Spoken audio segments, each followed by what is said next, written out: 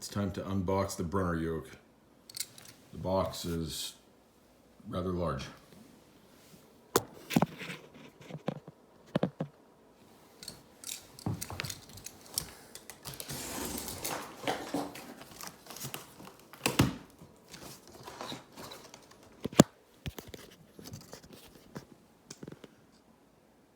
There it is.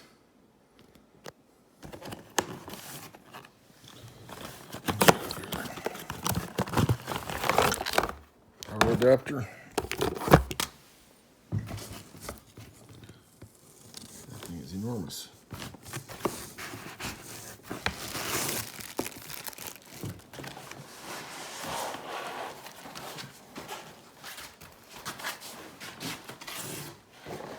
It's heavy.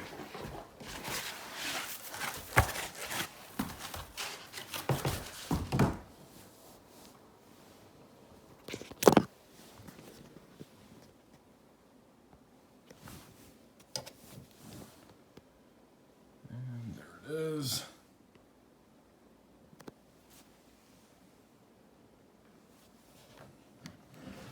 let's see about travel.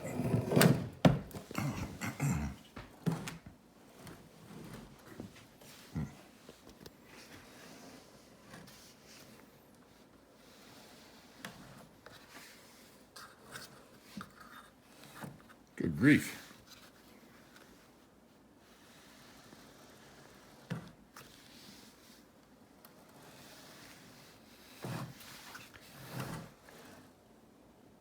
There's the buttons, trim switch. Gonna be honest, the buttons aren't terribly satisfying to press. They're very mushy. You can't really tell where the activation point is. But they feel all right, I suppose. They don't feel flimsy. They just don't have a very satisfying click. Trim switch is very nice. Thumbstick has decent action to it. There's a little bit of a hang up right there.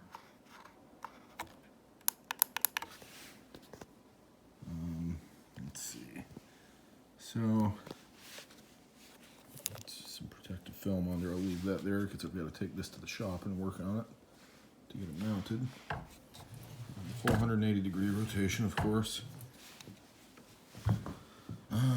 But yeah, I mean, overall, the build quality of the yoke, of the plastic part of the yoke, is not really what one would expect for this kind of money. But I kind of knew that going into it from watching videos online. But you know, not very tight tolerances and things.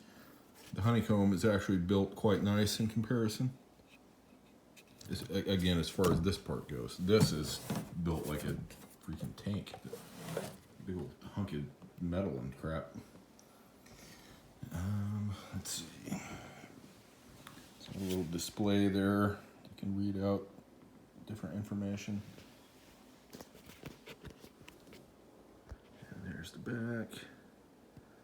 Got all kinds of different ports. Don't know what. No clue what that is for. Oh, power apparently. No? I don't know. Who knows? USB and then for networking. It's pretty nice overall.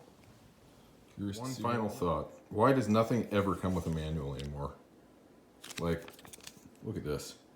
Quick start manual. For something that costs $2,300, I would think they could afford to have a real manual, not quick start